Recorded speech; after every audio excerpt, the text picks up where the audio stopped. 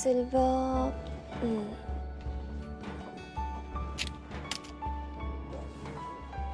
Blue नहीं,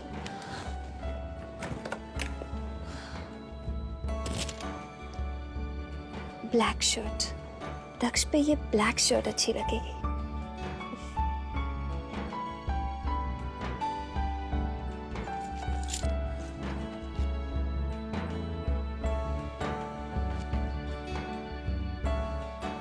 अनु, ये सब क्या कर रही हो तुम?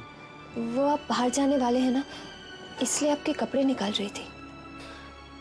अच्छा हो गया, थैंक यू। जो कुछ भी तुमने मेरे लिए किया उसके लिए थैंक यू। लेकिन अनु, मैं उन पतियों में से नहीं हूं जो अपनी पत्नी को गुलाम समझते हैं।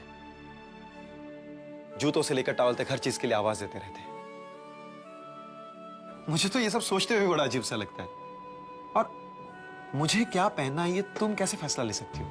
हाँ, मैंने कभी तुम्हारी कोई चीज बाहर निकाली? और प्लीज मुझे कभी ऐसा करने के लिए कहना भी मत, क्योंकि पता नहीं कौन सी साड़ी के साथ कौन सा ब्लाउज निकाल लूंगा और फिर तुम ही पछताओगी। क्या पहनूं? एक सेकेंड ना। Silver shirt, vest, jeans. और हाँ अनुपमा, एक और बात, मैं बराबरी में यकीन रखता हूं। दुनिया के लिए भले ही तुम मेरी पत्नी हो, पर मेरे लिए मेरी दोस्त हो। इसलिए प्लीज, फॉर गॉड सेक, मेरे लिए इतनी तकलीफ उठाने की कोई जरूरत नहीं है।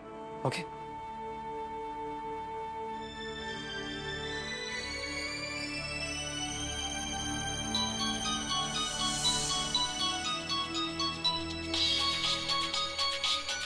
एक मिनट। हेलो, ओह हाय, एक्सक्यूज मी। हाँ। Hi Daksh, how are you? Cool as usual. And you? Hot like always. अच्छा लिसन, मैंने तुम्हें ये बताने के लिए फोन किया है कि आज रात को हम सब पार्टी के लिए जा रहे हैं। हाँ, आई नो कि तुम्हारी नई शादी हुई है और तुम्हारा आना शायद पॉसिबल नहीं होगा, बट फिर भी मैंने सोचा कि दोस्त होने के नाते तुमसे पूछ लूं। क्या पता तुम आने में इंटरेस्टेड हो? You know, अमीशा, तुमने मुझे अपनी पार्टी में बुला के अपनी पार्टी को फ्लॉप होने से बचा लिया, क्योंकि दक्ष के बिना तो कोई पार्टी हो ही नहीं सकती ना। और जहां तक मेरी शादी की बात है, वेल यू नो कि मैं एक आजाद पंछी हूं और हमेशा रहूंगा अमीशा। और ये शादी, ये बीवी, ये मेरी उड़ान को नहीं रोक सकती। So you just wait darling, मैं अभी आया। बाय।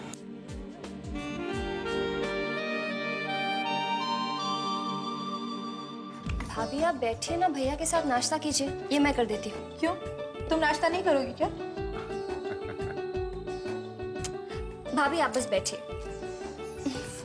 ये लड़की भी ना सारा काम खुद ही कर लेगी, देखना मैं बस बैठे बैठे मोटी हो जाऊंगी। अरे वाह भाई, ये तो बहुत सेवा कर रही है, उसमें भी आपको शिकायत? क्या प्रॉब्लम है आपकी?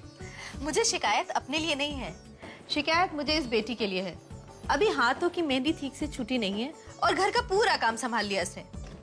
मॉर्निंग भैया। Good morning. मॉर्निंग भाभी। Good morning.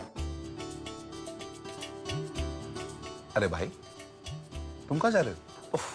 मैं आपको बताना ही भूल गया, आज मेरे एक खास दोस्त का बर्थडे है तो वहीं जा रहा था। अरे लेकिन आज चाइनीज डेलीगेट्स आने वाले हैं ना, और इस कंपनी के सीईओ होने के नाते आपका होना वहाँ बहुत जरूरी है। और आपको बड़ी बर्थडे पार्टी की। भैया प्लीज आज एक दिन संभाल लीजिए ना। और वैसे भी मैं उन चाइनीज से ऊंची सूची क्या बात करूंगा भैया। और एक्चुअली आप ही तो सब कुछ संभालते हैं, तो मेरे उस मीटिंग में होने से ना होने से क्या फर्क पड़ता है? कम ऑन दक्ष, हमको फॉरेन असाइनमेंट्स मिलेंगे वहां से, यू अंडरस्टैंड दैट? अरे हर वक्त बेचारे के पीछे पड़े रहते हैं, जाने भी दीजिए ना उसे। आप सब संभाल लेंगे ना, फिर उसे क्यों परेशान करते हैं? ये भी कोई उम्र है सारा काम संभालने की? और हम दोनों तो हैं ही, जब तक हम जिंदा हैं तब तक हम देख लेंगे, उसके बाद तो इन दोनों को ही सारी जिम्मेदारी संभालनी है। क्यों? अच्छा भाई, आप दोनों की बातों में मैं ना कभी जीता हूं ना कभी जीत पाऊंगा। जाओ जाओ जाओ। और वैसे भी मुझे ऑफिस जाने में बहुत देर हो रही। ओके थैंक्स भैया, थैंक्स भाभी। बाय अनु। बाय। Enjoy yourself.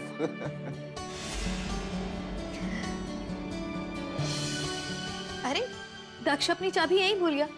अनुपमा बेटा, जाओ जल्दी से दक्ष को चाबी दे के आ जाओ। हाँ जी भाभी।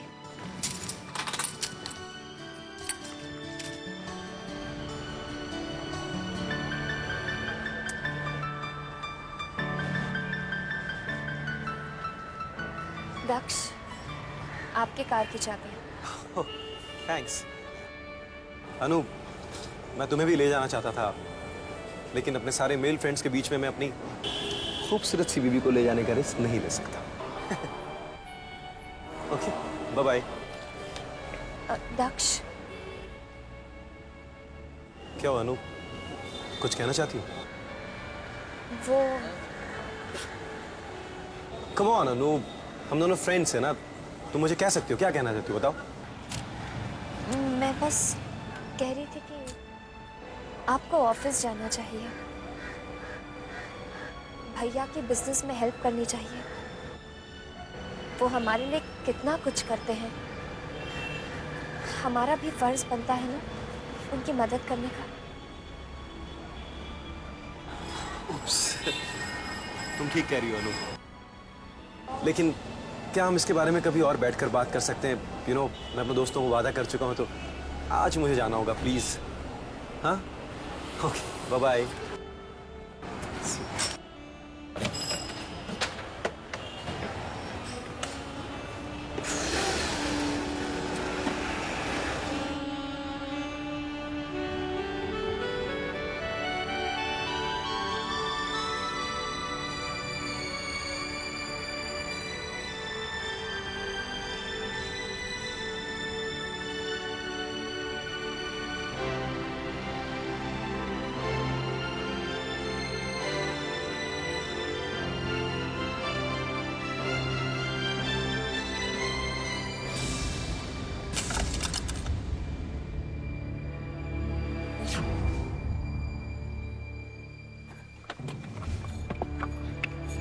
देखकर नहीं चला सकते? सर, गाड़ी लड़की की कार से टकरा गई। Oh my God. हुन तूने लड़की से पंगा लिया है बेटा, अब खैर बनाओ। कहाँ देखकर चलाते हो? बहुत गुस्से में। रिलैक्स, लड़कियों को गुस्सा जितनी जल्दी आता है उतनी जल्दी ठंडा भी हो जाता है। बाहर निकलिए, आइए बाहर। आंखें की बटन, इतनी बड़ी गाड़ी तुम्हें दिखाई नहीं दी? कहाँ देखकर चलाते हो गाड़ी?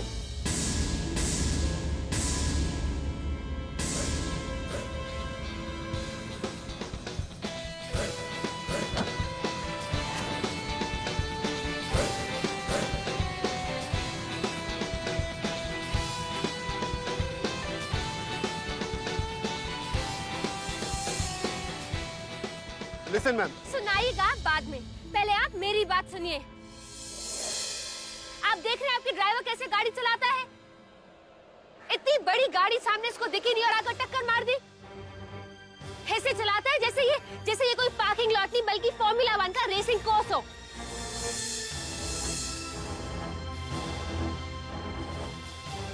लाइट टूट गई है, सारा पेन भी उतर गया है। एक्सक्यूज मी, हेलो, मैं कब से बोली जा रही हूँ, आपको कुछ समझ आ रहा है या नहीं? Are you understanding what I'm saying or not? जी आई अंडरस्टैंड, मैं समझ रहा हूँ कि आप क्या बोल रही हैं। समझ रहे हैं ना? तो फिर इधर आइए, देखिए देखिए आपके ड्राइवर की करतूत। मेरी लाइट टूट गई है, पेंट निकल गया है, करीबन 10,000 का नुकसान हो गया है, और ऊपर से जो मेंटल टॉर्चर है उसकी तो कोई कीमत ही नहीं होती है। Cool ma'am, cool. देखिए, मैं जानता हूँ कि गलती मेरे ड्राइवर से हुई। Just a minute.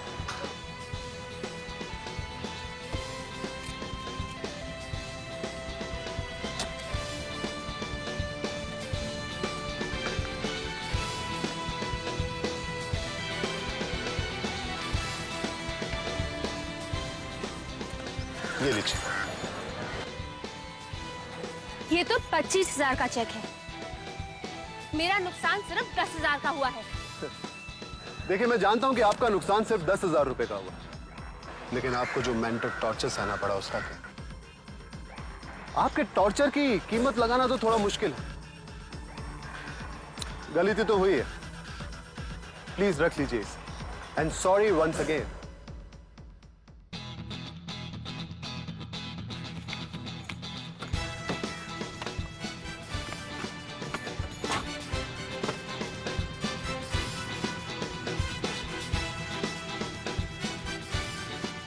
सर ये क्या किया आपने?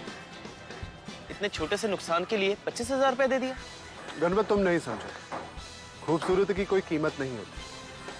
इतने खूबसूरत चेहरे का दिल रखने के लिए 25,000 तो क्या, लाखों रुपए भी कम है, समझे? लेकिन क्या फायदा सर, वो तो चली गई और साथ में चेक भी ले गई। गणपत देखना, वो खुद मेरा पता ढूंढते हुए मुझ तक आई। वो कैसे सर? आपने कोई पता नहीं दिया और कोई फोन नंबर भी नहीं दिया। गणपत तुम बोलते बहुत हो। देखना, कल वो खुद मेरा पता ढूंढते हुए मुझ तक आई। चलो।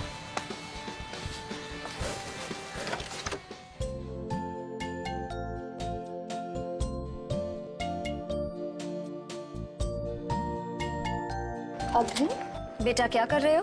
मामी मुझे पापा की बहुत याद आ रही है। मामी मुझे पापा से बात करा दो 2 minutes please.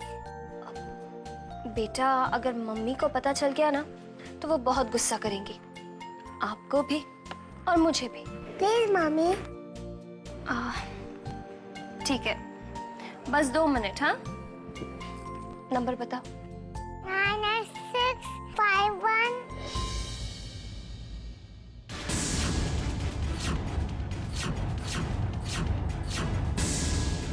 How dare you Anupama, तुम्हारी हिम्मत कैसे हुई? मैंने कहा था ना मेरे और मेरे बच्चे के बीच में कभी मत आना। तुम्हारी हिम्मत कैसे हुई फिर ये सब कुछ करने की? दीदी मैंने ऐसा कुछ भी नहीं किया जिससे आपको तकलीफ हो। मैं तो बस अग्रिम की खुशी के लिए। तुमसे किसने कहा कि मेरे और मेरे बेटे की खुशी का ख्याल रखो? तुम मेरे बेटे की सिर्फ मामी हो, उसकी माँ बनने की कोशिश मत करो। आज ये सिर्फ मुझसे छुपकर उस इंसान से बात करना चाहता था, कल उससे मिलने भी पहुंच जाएगा, लेकिन मैं ऐसा कभी नहीं होने दूंगी। और तुम, मैंने कहा था ना कभी अपने पापा का नाम भी लिया ना तो मुझसे बुरा कोई नहीं होगा, लेकिन फिर भी तुम नहीं माने।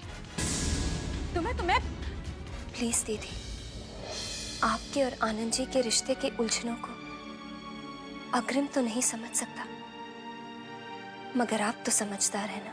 अनुपमा, मैं समझदार हूँ, इसीलिए उसे ये सब कुछ करने के लिए रोक रही हूँ। तुम क्या जानो मैंने जो दुख और तकलीफें उस इंसान के साथ उठाई हैं, मैं अपने बच्चे को वो तकलीफ उठाने नहीं देना चाहती। लेकिन तुम ये सब नहीं समझोगी, इसीलिए तुम्हें भी समझा रही हूँ, दूर रहो उससे। चलो।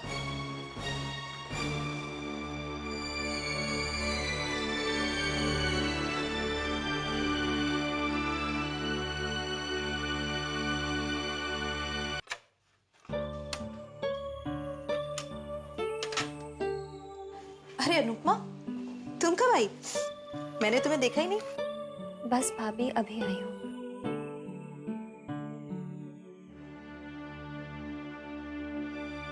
क्या बात है अनुपमा, तुम कुछ परेशान सी लग रही हो? नहीं भाभी, मैं बिल्कुल ठीक हूँ। तो फिर? हाँ, वो आपसे एक सवाल पूछना था। अग्रिम है ना, वो अपने पापा से बहुत प्यार करता है, तो फिर रुक्मणी उसे आनंद जी से मिलने क्यों नहीं देते?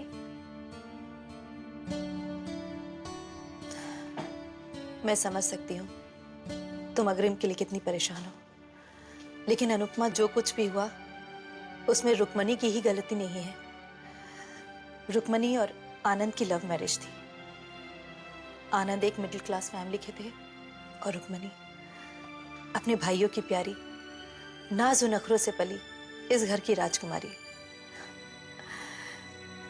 आनंद के लिए उसने इस घर के ऐशो आराम को ठुकराकर उसके एक छोटे से घर में रहने के लिए चली गई, एक नई दुनिया बसाने के लिए। लेकिन कहते हैं ना कि किस्मत पर किसी का जोर नहीं। रुक्मणी के साथ भी ऐसा ही कुछ हुआ। इतनी बड़ी कुर्बानी देने के बाद भी आनंद और उसके घर वालों ने रुक्मणी को अपनाया नहीं। वजह चाहे जो भी रही हो, रुक्मणी ने बहुत कोशिश की उन सबका दिल जीतने के लिए, लेकिन कोई फायदा नहीं। हर बार रुक्मणी का ही दिल टूटा और एक दिन ये रिश्ता भी टूट गया। तब से रुक्मणी अग्रिम के साथ अकेली ही है। रुक्मणी इतनी पत्थर दिल नहीं है, लेकिन उसकी जिंदगी के हादसों ने उसे पत्थर दिल बना दिया है। बस यही है रुक्मणी की कहानी। शायद तुम समझ सकोगी।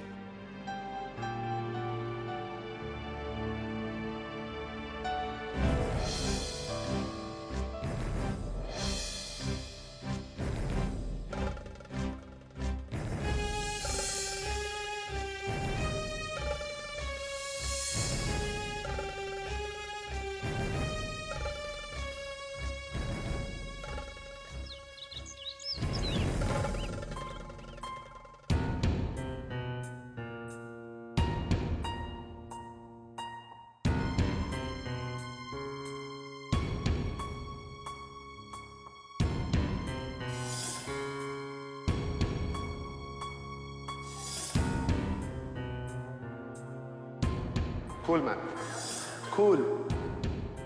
देखिए, मैं जानता हूं कि गलती मेरे ड्राइवर से हुई।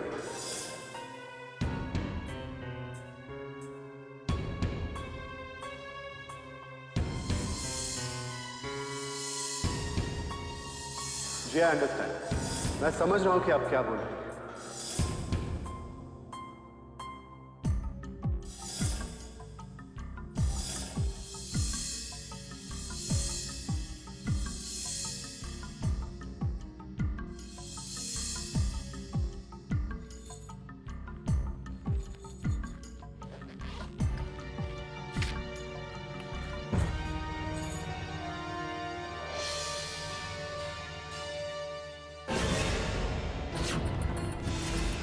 ये तो 25,000 का चेक है। देखिए, मैं जानता हूं कि आपका नुकसान सिर्फ 10,000 रुपए का, लेकिन आपको जो मेंटल टॉर्चर हुआ उसका क्या? आपके टॉर्चर की कीमत लगाना तो थोड़ा मुश्किल है। प्लीज रख लीजिए। And sorry once again. इतनी बड़ी बड़ी बातें कर रहा था, लेकिन चेक पर साइन नहीं किया। बेवकूफ बना क्या मुझे।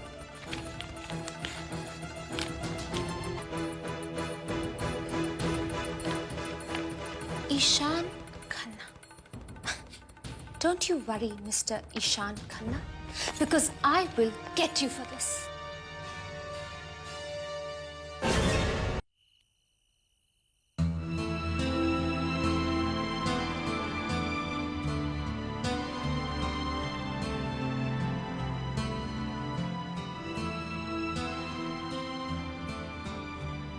इतनी देर हो गई और दक्ष, अब तक तो उन्हें आ जाना चाहिए था।